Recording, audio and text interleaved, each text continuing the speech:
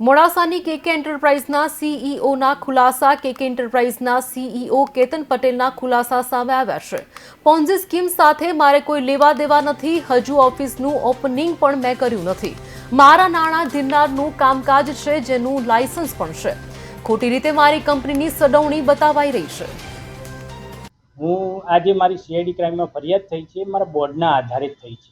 જે કેકે એન્ટરપ્રાઇઝનું બોર્ડ લાગેલું છે એના આધારે થઈ છે। બાકી મારા નામ જો કોઈ ફરિયાદ થઈ નથી।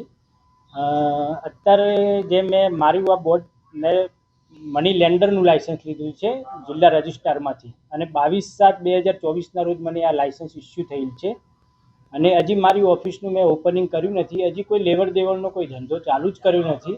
એ લગભગ હું મારું મુહૂર્ત કઢાયેલું છે જે એ 25/2/2025ના રોજ મારું આ ઓફિસનું ઓપનિંગ છે। હજુ લાઇસન્સ મળી ગયું, ઓફિસની અંદર બોર્ડ બધું